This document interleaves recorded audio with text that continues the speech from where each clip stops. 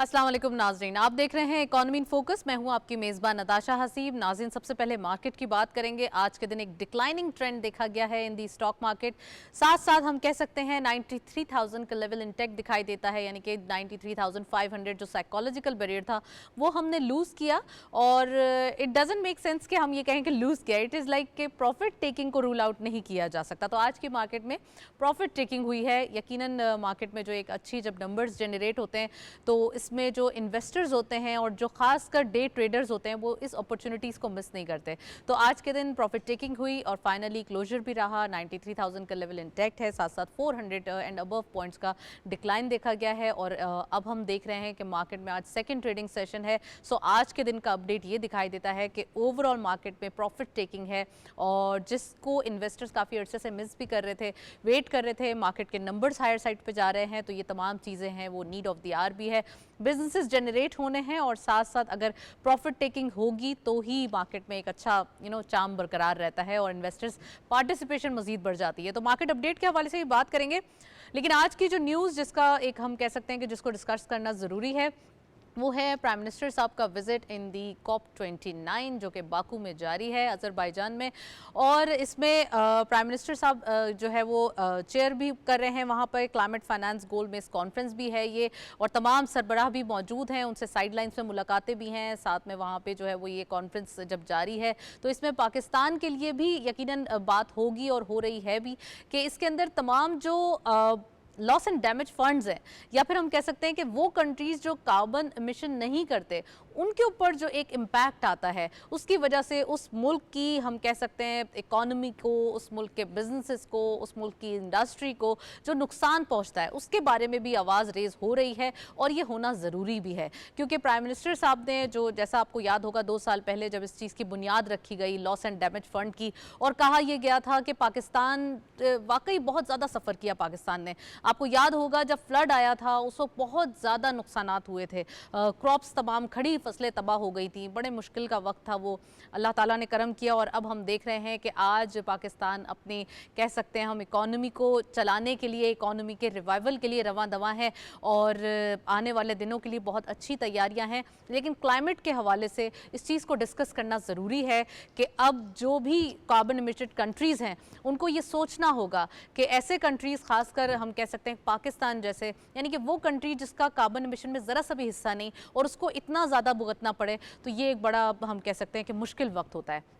इसके लिए तमाम कंट्रीज़ को, तमाम आलमी रहनुमाओं को सोचना होगा, और इसके ऊपर यकीनन आज बात भी हो रही है और प्राइम मिनिस्टर साहब इसमें आवाज़ रेस करेंगे पाकिस्तान के लिए, पाकिस्तान की कौम के लिए। तो आज हम इसके ऊपर डिटेल डिस्कशन करेंगे कि अज़रबैजान में जो कॉन्फ्रेंस जारी है इसके क्या क्या इम्पैक्ट्स हो सकते हैं, बिजनेसेस के ऊपर क्लाइमेट जब चेंज होता है तो क्या इम्पैक्ट होते हैं, और जब क्लाइमेट चेंज के इम्पैक्ट्स आते हैं तो उस वक्त हमारी हालत जो होती है तो उसको कौन सुधारेगा, किस तरीके से उसको रिवाइव किया जा सकता है। So we have here very exclusive panel. आज हमें ज्वाइन कर रहे हैं मुनीर अहमद साहब, आप हमारे साथ मौजूद हैं, आप एनवायरमेंटलिस्ट भी हैं, स्टूडियो में मौजूद हैं, उनको वेलकम करते हैं। अस्सलाम वालेकुम sir, welcome to the show.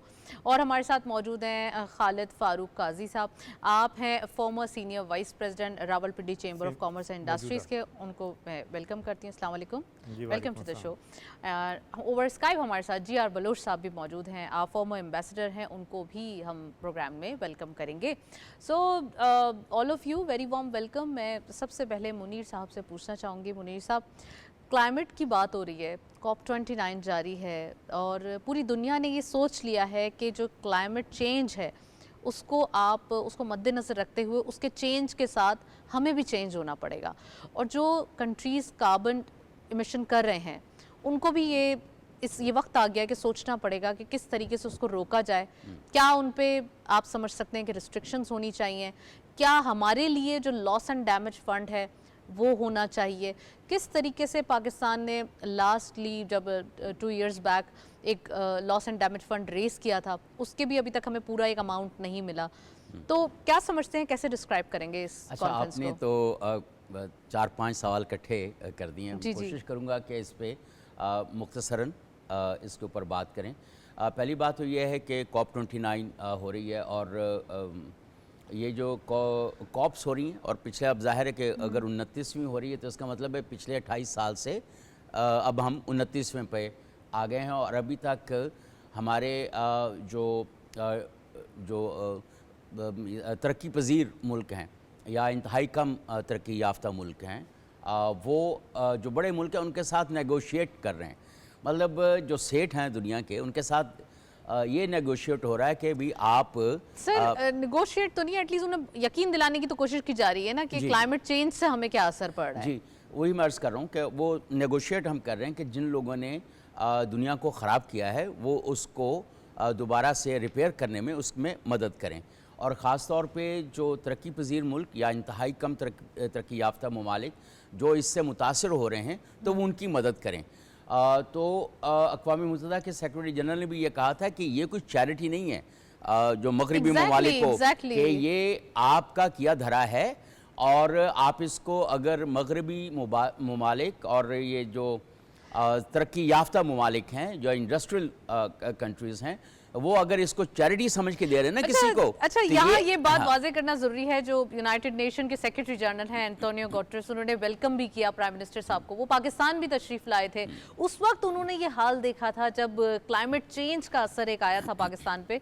तो ये बात वाज़ेह करना ज़रूरी है कि वो खुद अपनी आंखों से देख चुके हैं। हाँ बिल्कुल, और पाकिस्तान का ये जो फ्लड्स 2022 में जो आया था, तो उसमें जो पाकिस्तान का नुकसान हुआ था, वर्ल्ड बैंक के मुताबिक वो $30 बिलियन का था, बिल्कुल। और पाकिस्तान ने बहुत विगोरस डिप्लोमेसी की थी उसके ऊपर, और जिसकी वजह से लॉस एंड डैमेज फंड जो है वो फिर बना।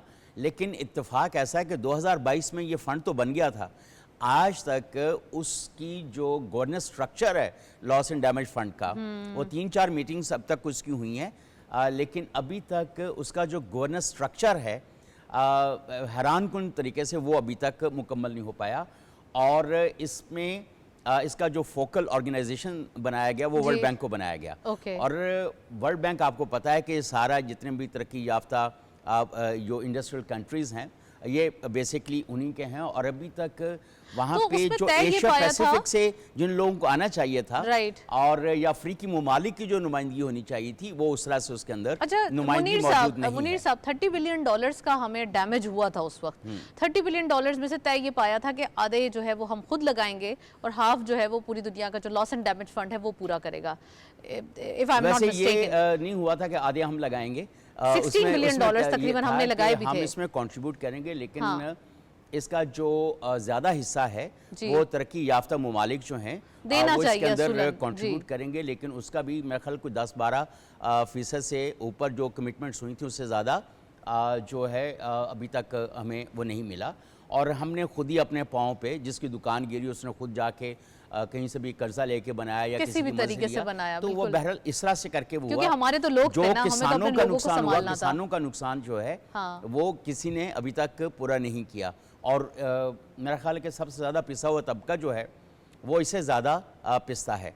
लेकिन अब उसका इम्पैक्ट जो है, अब जैसे अभी आप इकोनॉमी की बात कर रहे थे ना, कि जब आपकी जो बैकबोन फर्ज करे अगर मुतासिर होती है, तो पूरे का पूरी जो आपकी बॉडी है वो मुतासिर होती है। मैं खालिद साहब से इकोनॉमी के बारे में पूछती चलूँ ना, इकोनॉमी को एक काफ़ी सिवियर जर्क जिसे बोलते हैं, एक झटका लगा था, और इससे कम बैक करना बहुत मुश्किल था।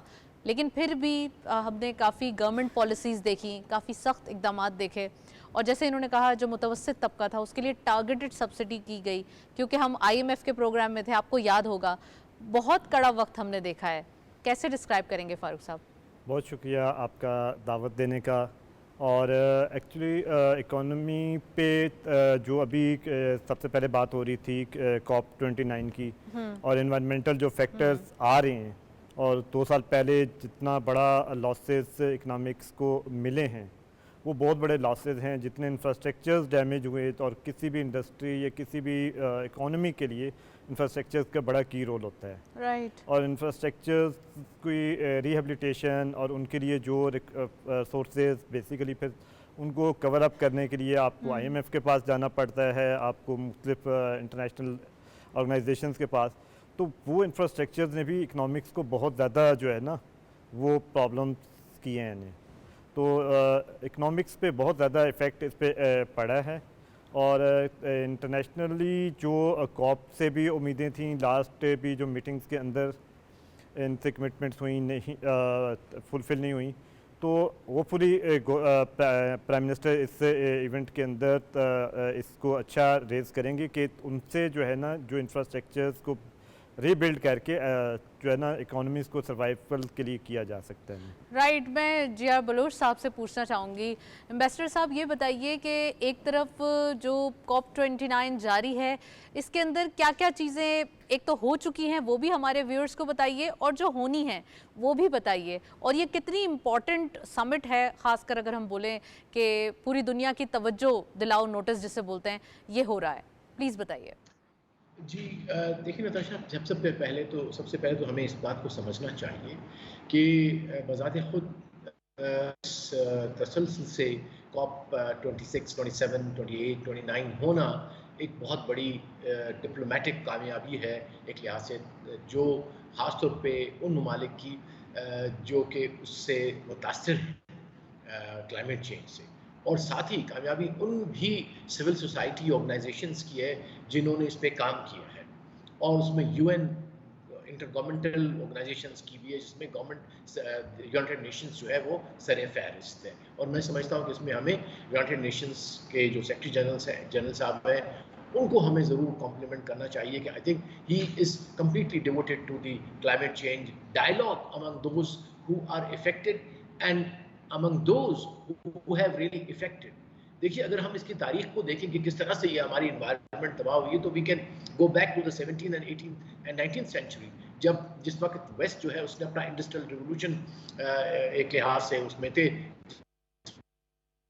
उन्होंने कॉन्सेप्ट था नहीं, तो लिहाजा उन्होंने मुकम्मल तौर पे जो इंडस्ट्रियलाइजेशन थी उसकी कीमत आज हम 200 साल के बाद दे रहे हैं। हमसे मुराद है जो तरक्की पजीर मुल्क है वो दे रहे हैं, और हमारा तो आपको हम सब जानते हैं कि जबकि हमारा जो इम्पैक्ट है क्लाइमेट चेंज पे या कार्बन जो फुटप्रिंट है 0.1% है, जबकि we are among the 8 most affected countries in the world due to the climate change, और उसके डैमेज तो सब ने देख ली। और इनफैक्ट जो अभी आपका जिक्र जो हो रहा था आपके गुफ्तगू में 2022 के फ्लड का और अनप्रेसिडेंटेड रेन्स का, उसको तो एज ए प्रेसिडेंट दिया जाता है कि तकरीबन 33 मिलियन पीपल वर डिस्प्लेस्ड, और आप लोगों ने खुद ही बताया कि 30 बिलियन का नुकसान हुआ।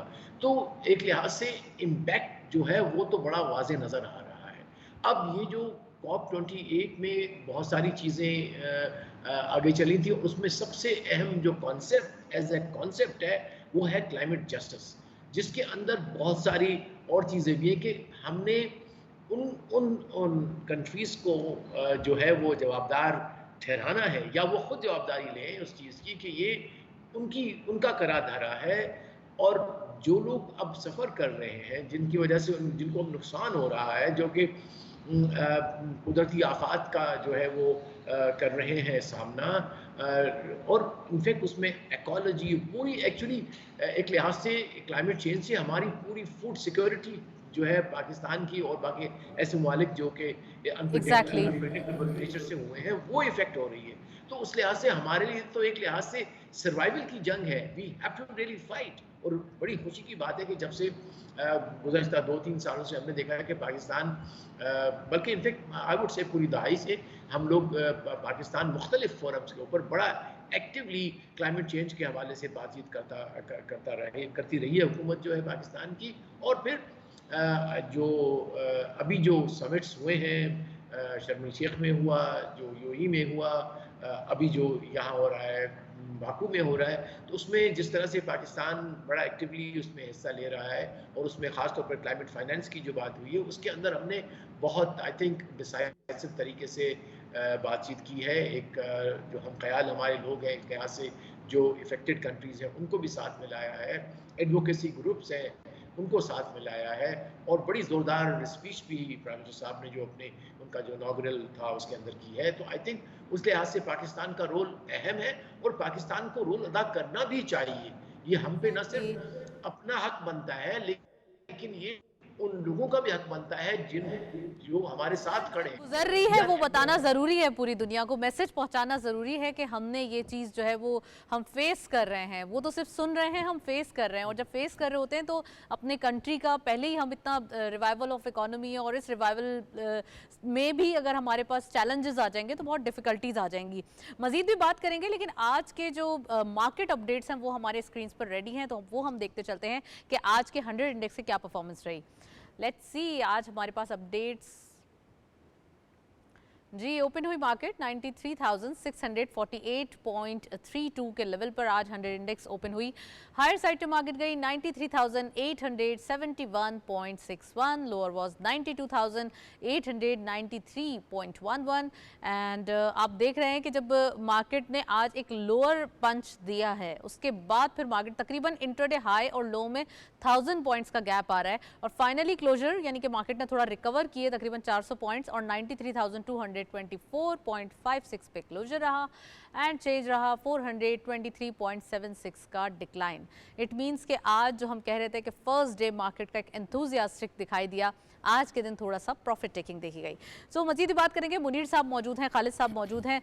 मुनीर साहब, क्लाइमेट चेंज एक असरअंदाज होता है, और जो ये कॉन्फ्रेंस जारी है इसके अंदर क्या क्या चीज़ें मुतवक्के हैं और क्या क्या चीज़ें रेज़ होने वाली हैं? मैंने जिया बलोच साहब से भी पूछा, मैं आपसे भी यही पूछना चाहती हूँ। देखें, इस वक्त जो ज़्यादा फोकस है COP29 का वो क्लाइमेट फाइनेंस के ऊपर है कि अब क्लाइमेट फाइनेंस में दो तरह की चीज़ें हैं। पहली बात तो ये है कि किस तरह से वो ममालिक जो ज़्यादा मुतासर होते हैं वो अडेप्टेशन की तरफ जाएं। अडेप्टेशन का मतलब ये है कि प्रीएम्प्टिव मेजर्स किस तरह से लें, और उनकी जो प्रिपेयर्डनेस है, तैयारी जो है उसको फेस करने के लिए वो कैसे उसको बढ़ाई जा सकती है, इसके ऊपर।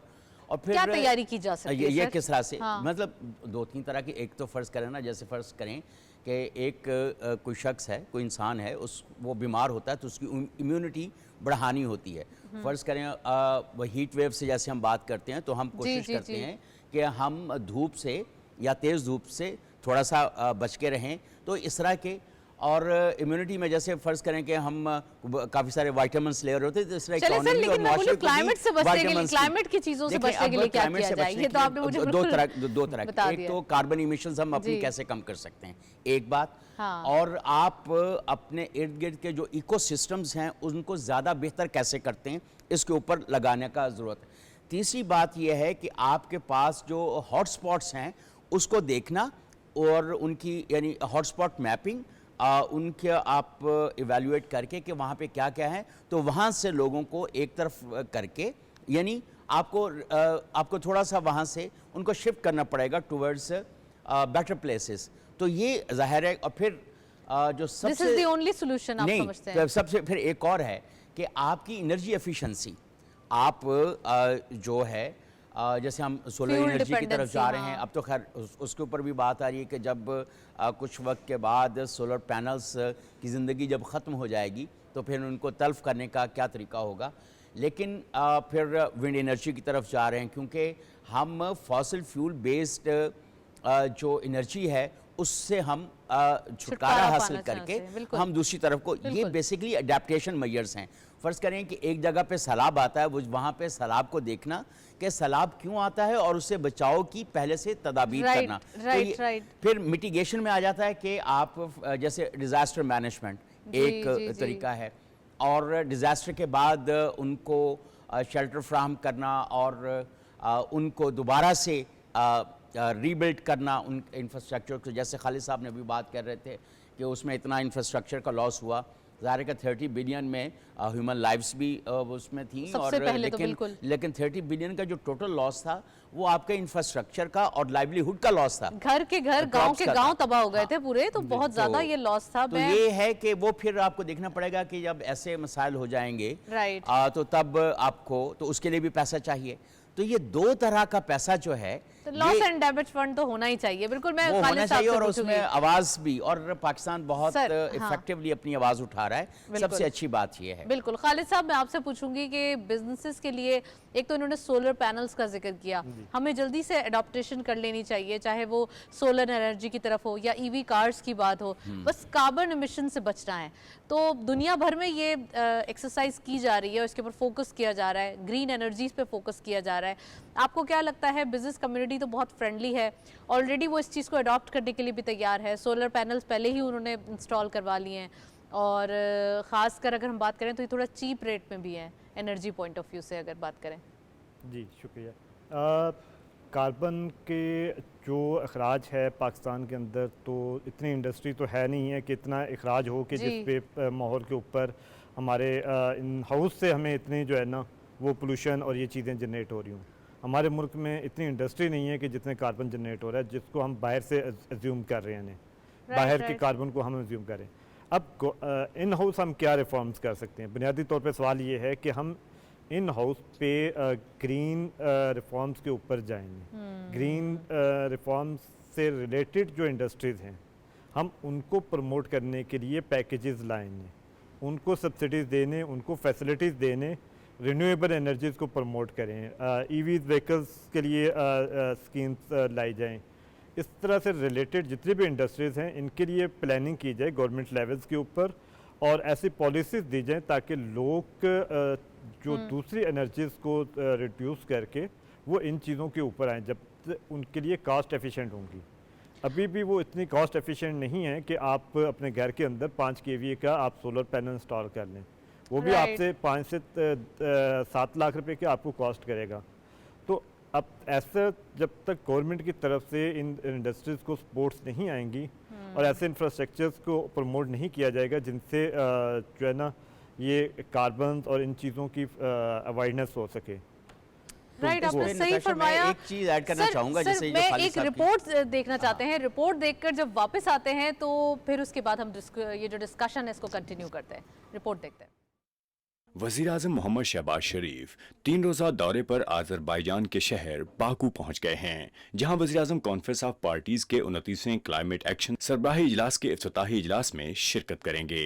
वज़ीर-ए-आज़म आलमी कॉन्फ्रेंस में तरक्की पजीर ममालिक बिलखसूस पाकिस्तान, जिनका जहरीली और माहौल को आलूदा करने वाली गैसेस के अखराज में कम तरीन हिस्सा है, मगर वो मौसमियाती तब्दीली के मुज़र असास से दो चार हैं, उन ममालिक को दरपेश मसाइल और चैलेंजेस पर रोशनी डालेंगे। वज़ीर-ए-आज़म पाकिस्तान की जानिब से मुनक्कदा क्लाइमेट फाइनेंस गोल मेज कॉन्फ्रेंस की मेज़बानी करेंगे, जिसमें मुताद्दिद आलमी रहनुमा शरीक होंगे। वज़ीर-ए-आज़म इसके साथ साथ ताजिक सदर इज़्ज़त माब इमाम अली रहमान की जानिब से ग्लेशियर्स के तहफ़्फ़ुज़ के लिए मुनक्कदा आला सतह तकरीब ग्लेशियर्स 2025 ग्लेशियर्स के लिए इक़दामात में भी शिरकत करेंगे। वज़ीर-ए-आज़म COP29 में शिरकत के लिए आए डेनमार्क और चेक रिपब्लिक के वज़राए-आज़म से अलहदा-अलहदा मुलाकातें भी करेंगे, जहां न सिर्फ बाहमी ताल्लुकात के फ़रोग़ पर गुफ्तगू होगी, बल्कि वज़ीर-ए-आज़म पाकिस्तान को मौसमियाती तब्दीली से लाहक ख़तरात पर भी रोशनी डालेंगे।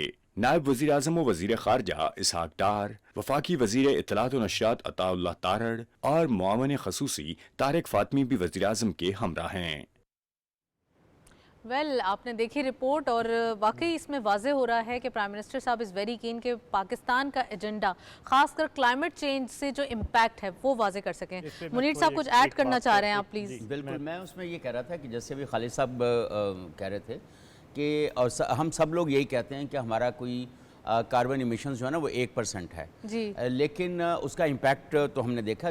लेकिन जो सबसे ज़्यादा जिसके ऊपर हमें फोकस करना चाहिए ना, कि हम अपने इर्द गिर्द का जो माहौल है उसको किस तरह से तबाह कर रहे हैं, इकोसिस्टम्स को किस तरह से तबाह कर रहे हैं, राइट। वो सबसे ज़्यादा जो नुकसान है। फिर उसकी वजह से अगर जैसे अब आप इस्लामाबाद को अगर देखें, अगर आप यही 15-20 साल पहले चले जाएं तो इस्लामाबाद बहुत मुख्तलिफ था, लेकिन तरक्की की वजह से जो आपने लेकिन सर वो फिर huge population, it's a long debate. आप कुछ ऐड करना चाह रहे हैं? नहीं तो मैं जिया बलोच साहब से पूछूंगी कि देखें अभी बात हो रही है मौलियात के ऊपर, रिन्यूएबल एनर्जी के ऊपर जी, और हम chambers is a business community is a platform जहाँ से हम रिन्यूएबल एनर्जीज़ को प्रमोट करने के लिए एक इंटरनेशनल लेवल पे कॉन्फ्रेंस भी इन जनवरी के अंदर करने जा रहे हैं, ताकि पाकिस्तान के अंदर जो लोगों को अवेयरनेस भी हो रिन्यूएबल एनर्जीज़ के बेनिफिट्स के ऊपर और उसके ऊपर बहुत ज़्यादा सपोर्ट्स है कि इस चीज़ को प्रमोट किया जाए ताकि लोगों की इंटेंशन चेंज होने। राइट चलें जी, मैं जिया बलोच साहब से पूछूंगी सर क्या क्या मुलाकातें मुतवक्के हैं फर्दर। अभी प्राइम मिनिस्टर साहब ने जब खिताब भी किया और उसमें भी यही बात वाज़ेह हुई थी कि जो क्लाइमेट चेंज है वो काफ़ी डिस्टर्ब करता है उन कंट्रीज़ को जो अपनी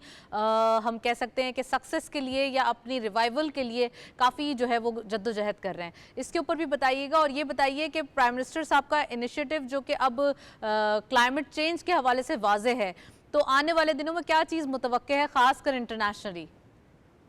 जी देखिए, सबसे मेरा ख्याल है हमारा जिस तरह अभी एम्फेसिस दिया जा रहा है कि COP29 में क्लाइमेट फाइनेंस की बात की जाएगी और वो इसलिए की जाएगी, जो कि मैं थोड़ा सा बताता चलूँ अपने दोस्तों को भी, कि इस वक्त पाकिस्तान के लिए ज़्यादा ज़रूरी जो है वो एडॉप्ट जो है वो हम मिटिगेशन की तरफ ज़्यादा जा सकते हैं, इसलिए कि हम पे इम्पैक्ट ज़्यादा होता है। इसका मतलब है कि जो क्लाइमेट चेंज का इम्पैक्ट है वो हमारे कंट्रोल में नहीं है, क्योंकि हम तो पोल्यूशन करने वाले नहीं हैं।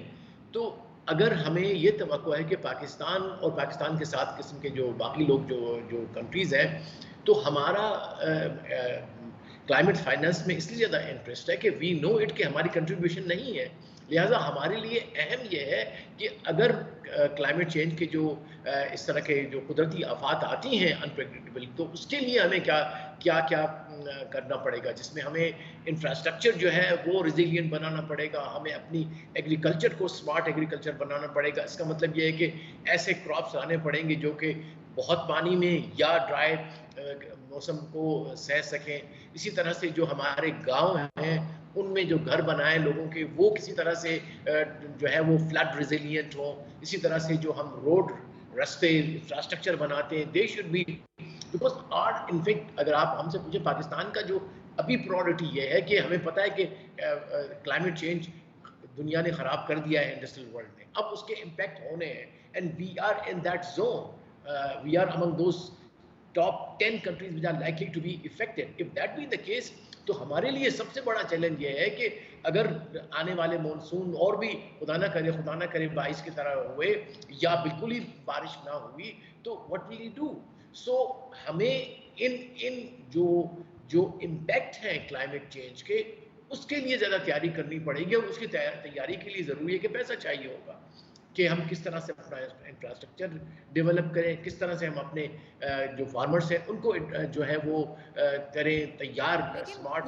लेकिन लॉस एंड डैमेज फंड के बगैर ये बड़ा एक मुश्किल नज़र आता है, क्योंकि अगर आप किसानों की बात करते हैं या पहले जो हमने बारिश नहीं हुई वो वक्त भी सहा, फिर एक्स्ट्रा हमने मानसून का जो एक लॉन्ग एक हम कह सकते हैं वर्जन देखा जिससे तमाम शहर के शहर पूरे डूब गए थे। आपको याद होगा कराची जैसा शहर भी बंद हो गया था, पूरा पानी के अंदर डूब गया था। तो ये तो बड़ा एक मुश्किल वक्त होता है बलोच साहब।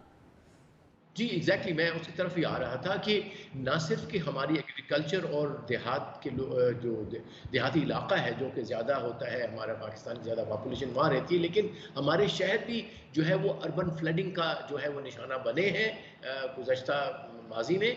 और हो सकता है कि एंटिसिपेट किया जाता है कि हमारे शहर और जो अर्बन और पैरा अर्बन जो एरियाज हैं वो भी आ जाएं, जिसके क्योंकि और उसके लिए ज़रूरी ये है कि हम उसके इंफ्रास्ट्रक्चर को बेहतर करें कि ड्रेन हो, वहाँ पे फ्लड ड्रेन्स हों, हमारे रोड ऐसे हों, अल्टरनेट रूट्स हों, ऐसी ब्रिजेस हों जो कि इन तमाम चीज़ों को जो है वो जो कुदरती आफात इस किस्म के आएंगे, खुदा ना करे आए, किस तरह से करेंगे। सो आई थिंक पाकिस्तान के लिए बहुत अहम है ये COP29। अंडर इसका जो बॉटम लाइन ये है कि this is very strategically important for Pakistan, और पाकिस्तान के लिए ये बहुत अच्छा मौका है। और आई एम श्योर हमारे जो prime minister and the foreign minister जो है वो अपने हम ख्याल दोस्तों से वहाँ मिल रहे होंगे, जो इन्फ्लुएंशियल लोग हैं दुनिया में, जो कि इससे मोटिवेटेड हैं कि ये जो है बहुत बड़ा चैलेंज है 21st सेंचुरी का फॉर द सिविलाइजेशन। ये दुनियाए आलम के लिए है, ये सिर्फ पाकिस्तान का या ABC कंट्री का नहीं है या अज़रबैजान का नहीं है। This is a civilizational challenge for the entire। बिल्कुल सही फरमाया जिया बलोच साहब। आपको पॉज करूंगी मैं, और यहाँ पर कमोडिटी अपडेट्स हमारे पास मौजूद हैं, गोल्ड की प्राइसेस एंड ऑयल प्राइसेस, तो वो देखते चलते हैं कि आज की मार्केट में ये स्टैटिस्टिक्स क्या रहे। जी, गोल्ड की पर तोला प्राइस 2,75,350 रुपीज़ आज जो है वो गोल्ड की प्राइस में एक शार्प हम कह सकते हैं तकरीबन 5,000 रुपए की जो है वो डिक्लाइन देखा गया। गोल्ड पर 10 ग्राम 2,36,070 रुपीज़ आज की मार्केट में, लोकल मार्केट में ये रेट्स हैं। International gold at around $2,614.89 internationally rate देखे गए, जबकि ऑयल WTI पर बैरल $68.92, ऑयल ब्रेंट क्रूड पर बैरल $72.56। जी ऑयल प्राइसेस में भी एक डिक्लाइन देखा जा रहा है। इट मीन्स कि it is better for our inflation कि जैसे जैसे ऑयल प्राइसेस डिक्लाइनिंग नोट इख्तियार करेंगे उतना ही हमारी इन्फ्लेशन भी शार्पली डिक्लाइन होगी। मुनीर साहब भी मौजूद हैं इन द स्टूडियो और खालिद साहब भी।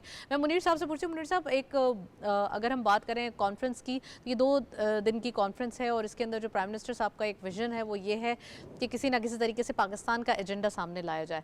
क्या मुलाकातें एक्सपेक्टेड हैं और कितना ज़्यादा आपको लगता है कि कौन से कंट्री सपोर्ट करेंगे ज़्यादा पाकिस्तान को, ख़ासकर ये इन्वायरमेंट चेंज के पॉइंट ऑफ व्यू को? बिल्कुल सही, ये 12 दिन की कॉन्फ्रेंस है और 12 दिन के अंदर ज़ाहिर है कि बहुत सारी छोटी छोटी मीटिंग्स, जैसे आप राउंड टेबल्स कह लें, फोकस ग्रुप डिस्कशंस और चीज़ें, और फिर नेगोशिएशंस का अपना एक प्रोसेस है जो होगा। और पाकिस्तान की जो डिप्लोमेसी है वो बहुत अच्छी है ओवर द इयर्स। आप ख़ास तौर पे पिछले चंद 1 सालों के अंदर तो बहुत ज़्यादा पाकिस्तान तो ने हमने इसके ऊपर देख काम लिया, किया। SCO और में भी देख लिया सब। जी, मैं ये कह रहा हूँ कि लेकिन अभी हम कोई COP29 से कोई बहुत ज़्यादा उम्मीदें वाबस्ता नहीं कर सकते, इसलिए कि एक तो ट्रंप दोबारा से इलेक्शन जीत गए हैं, तो ये तो अच्छी बात है हमारे लिए। अच्छा, आते ही उन्होंने ये कहा है कि वो पेरिस एग्रीमेंट से विथड्रॉ कर लेंगे। चले सर, और ये मैं सर चाहती हूँ कि आप सिर्फ COP29 की बात करें। मैं उसी की बात कर रहा हूँ, उसी की बात कर रहा हूँ। और अमेरिका जो है वो COP29 के अंदर नहीं आया। और सब फिर जो दूसरा सबसे अहम है वो यूरोपियन यूनियन है। यूरोपियन यूनियन के जो चीफ हैं वो भी इसके अंदर नहीं आए। फिर ब्राज़ील जो सबसे बड़ा पॉल्यूटर, यानी टॉप 5 में से जो पॉल्यूटर्स में से है, वो भी इसमें नहीं आया। वो मैं एम्बेसडर साहब से भी पूछूंगी कि क्या वजह है, बट आप मुझसे भी पूछ लें, मैं आपको एनवायरनमेंट के पॉइंट ऑफ व्यू से पूछना चाह रही हूँ। मैं एनवायरनमेंट के हवाले से बता रहा हूँ कि जब ये तीनों नहीं आएंगे या कोई उसमें से मिसिंग होगी जो मेजर, तो वो वहाँ पर जो नेगोशिएशंस हैं वो कोई बहुत ज़्यादा आगे नहीं जाएंगे, एक बात। लेकिन अगर पाकिस्तान इसके ऊपर अपनी लॉबिंग करके और अपने अगर 3 मसले जो हैं उसके लिए कुछ फंड्स मोबिलाइज कर लेता है, चाहे बायलैटरल हूँ। पहला हमारा सबसे बड़ा मसला है कि हमारे पास या तो पानी नहीं होता, और अगर पानी होता है तो बहुत ज़्यादा होता है, और हम उस पानी को संभाल नहीं पाते हैं।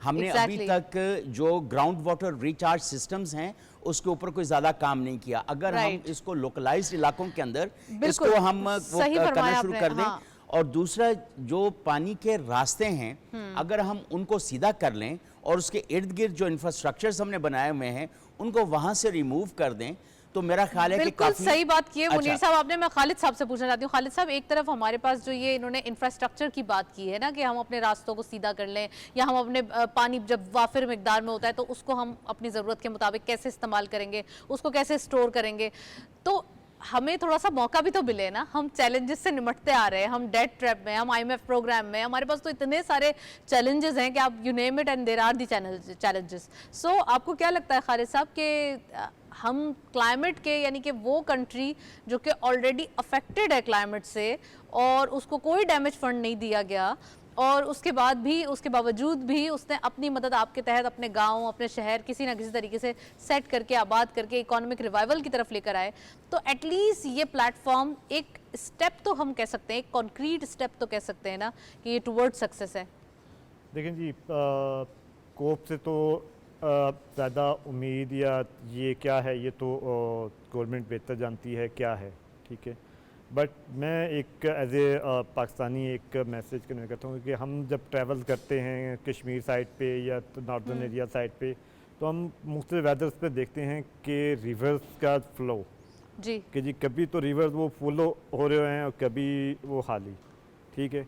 अब हमने कभी भी रिसोर्सेज को यूटिलाइज करने या उनको प्लान करने के ऊपर काम नहीं किया। आप समझते हैं कि अभी हम अपने रिसोर्सेज को यूटिलाइज करें? सर वक्त जरा कम है, मैं जरा जिया बलोच साहब से भी पूछना चाहती हूँ। रिसोर्सेज को पहले मॉनिटर करके और उनको ठीक कर लें बिल्कुल, तो हमें बहुत सारे चीजों पे बाहर की डिपेंडेंसीज पे नहीं जाना पड़ेगा। ठीक है, जिया बलोच साहब आप मौजूद हैं हमारे साथ। आप प्लीज ये बताएं कि एक तरफ हमारे पास जो रिसोर्सेज के हवाले से बात कर रहे हैं, ऑफ कोर्स उस पर भी हम डिस्कशन करेंगे, लेकिन जो ये जो मीटिंग चल रही है, जो समिट चल रही है, इसकी साइडलाइन में क्या मुलाकातें हैं और पाकिस्तान इस बार अपना एजेंडा कैसे पुट अप करेगा? कितना ज्यादा हमारे पास ऑप्शंस हैं या स्पेस है, आप समझते हैं?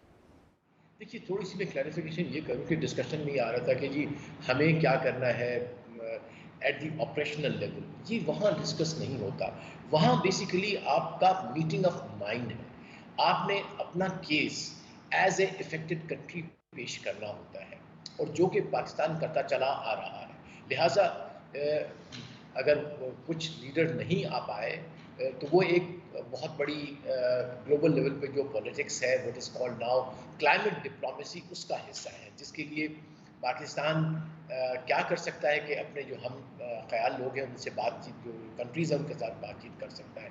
जहाँ तक आई थिंक हमें ये देखना चाहिए कि क्या हम इससे तवक्को क्या रख सकते हैं।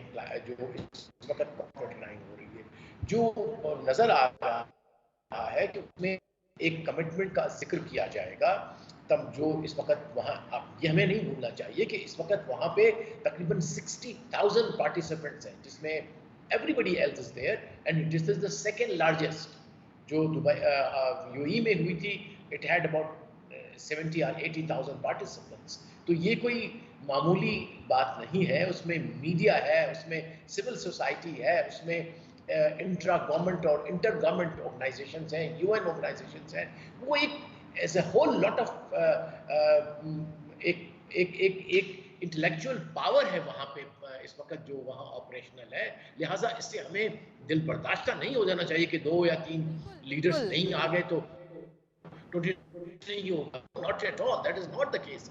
ये COP29 का होना बजाते खुद, और उसमें वहाँ पे, क्योंकि यहाँ पे क्या होता है, क्योंकि मैं हिस्सा रहा हूँ डिप्लोमेसी का और इन ऑर्गेनाइजेशंस को, इन समिट्स को भी किया है, यहाँ पे आप रीइटरेट करते हैं अपनी पॉलिटिकल कमिटमेंट। यहाँ पर आप कन्विंस करते हैं अपने जो आपका जवाब है कि क्यों यहाँ आए आप, या आपका जो केस है नेशनल। तो I think Pakistan has been able to present its very strong case कि जी we are the most affected country, जबकि उसको बार बार एज ए प्रेसिडेंस भी कहा जाता है 2022 में। In fact no less than secretary general himself said it, जब वो बात करते हैं क्लाइमेट चेंज की, कि देखें पाकिस्तान में 22 में क्या हुआ। और यही कुछ हम हासिल करना चाहते हैं इन समिट से। ये नहीं कि वो हमें फौरन ही एक कोठरी में कुछ डॉलर देंगे कि जी अब अपने ब्रिज बना लो या सड़कें बना लो। No, that doesn't happen. After all ultimately we have to do ourselves. लेकिन इसमें दुनिया के लिहाज से, ज़माने के लिहाज से और डिप्लोमेसी जो इंटरनेशनल है उसके हवाले से ये बहुत अच्छी डेवलपमेंट है, बहुत पॉजिटिव डेवलपमेंट है। और पाकिस्तान का इतना सर दिल बर्दाश्ता, बिल्कुल आपने सही फरमाया, दिल बर्दाश्ता नहीं होना चाहिए। हमने अपना केस पुटअप किया है, यकीनन उसके ऊपर कहते हैं ना वो एक स्टेप तो लिया, हम आगे तो गए, बाकी जो है वो इंशाल्लाह ताला उसमें भी कोई ना कोई कामयाबी ज़रूर होगी, क्योंकि आप इकोनॉमिक डिप्लोमेसी कर रहे हैं और आजकल यही एक हम कह सकते हैं कि ट्रेंड है, आप अकेले नहीं रह सकते, आपको थोड़ा सा मिंगल होना पड़ता है। मुनीर साहब, मैं चाहती हूँ कि कंक्लूड करें आप लास्ट लाइन। मैं सिर्फ इसमें 2 बातें करना चाहता हूँ। एक तो ये है कि हम इस वक्त पूरी दुनिया जो है ना वो क्राइसिस में जी। आपने देखा होगा, इन्फ्लेशन का क्राइसिस है, आपका फूड सिक्योरिटी के तो सही मसाइल हो गया, एटलीस्ट हम कह सकते हैं।